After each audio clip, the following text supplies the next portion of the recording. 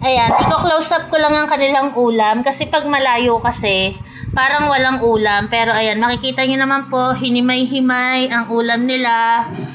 Ayan, nilagang karne ng baboy na merong bunga ng papaya. Ayan, ayan po yung kanilang ulam. Nakahimay lang po yan. May mga ulam po bawat plato. Kasi makita nyo naman po, ayan. Pero kapag nilayo ko na yung camera, ayan, akala ng iba walang ulam.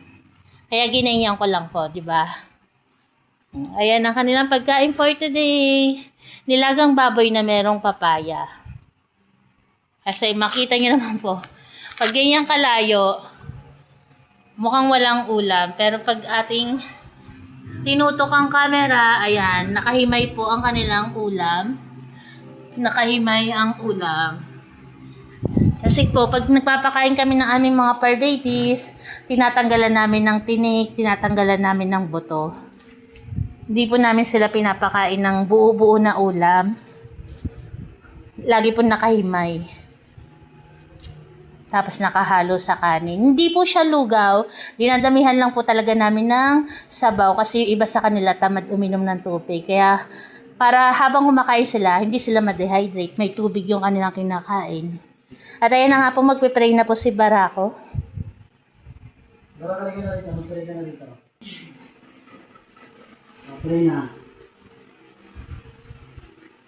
Panginoon, magandang hapon po sa inyo. Kami po ay muli po nagpapasalamat sa pagkain na nasa harapan po namin sa mga sandal nito.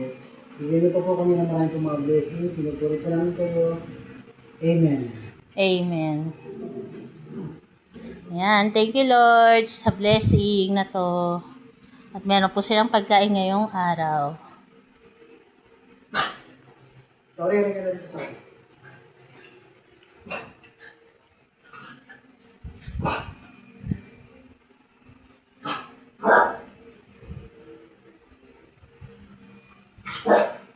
Dito yung iba oh. Bakante dito. Kaya. Oh, bakante tatlo dito. Oh, dalawa. Dalawa bakante dito pa. Sino? Ayan, medyo na, ayun, si Lips pala sa kasi Astig magkasalo. Si Lips sa kasi Astig magkasalo. Ang isa, si Gracia pala. Sino pa? Sorry. Ito, si ano. Si Janelle sa kasi Iron. Oy, Perla, nagsasalit-salita ka sa plato ah. Pa, si Janelle sa kasi Iron. Naghalo-halo si Janelle. Ayan. Medyo nalilito pa sila sa pwesto nila ngayon. Kasi nga po nanibago sila dahil kalilipat lang namin dito sa bahay namin. Hindi katulad doon sa kabila, alam na nila kung saan sila nakapwesto. Pero makikita niyo po, kahit nagkakasalo yung iba sa kanila, hindi nagagalit, hindi sila nag-aaway. Ayaw na. Oh, ubos na sa'yo, Goku. Huwag na sumalo sa iba, Goku, ha?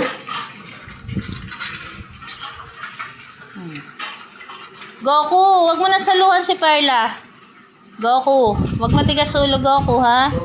Mabagal lang talaga kumain si Perla. Ayan, matagal pa yung paghahanda ni Papa Perna ng kanilang pagkain. Sa bilis nilang kumain. Si Shelo nangaagaw na rin pagkain eh, oh.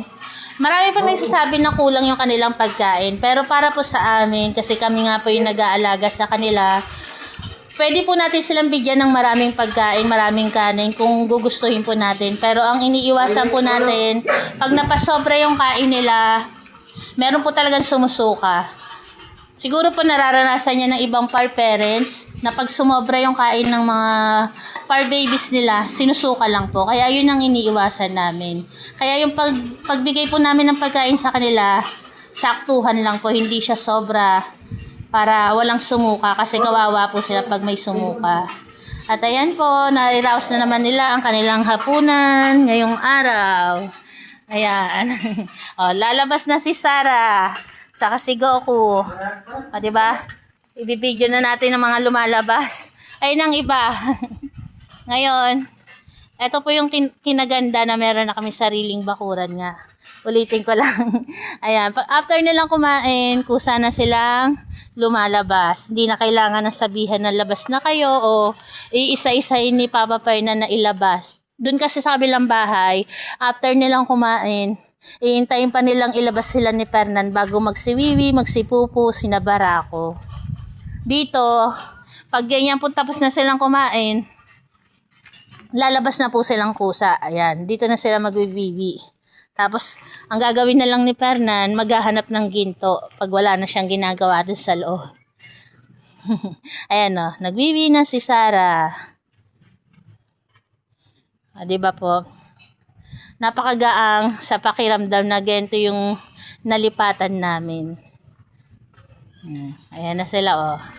O, labas na kayo para bago umulan kasi mukhang uulan po. Nagdidilim ang kalangitan mula kanina. Alas 3 pa lang madilim na. Tapos nagkukulog-kulog kasi parang uulan ngayong araw. Tapos maalisangan. Ayan, si Goku naglalabas na ng ginto.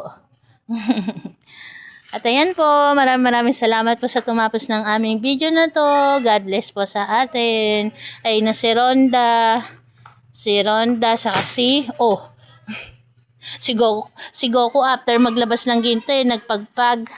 Gulat sila. Di ba po? Ayan. Salamat po sa tumapos ng aming video na to. God bless po sa atin. Kanya-kanya na silang labasan.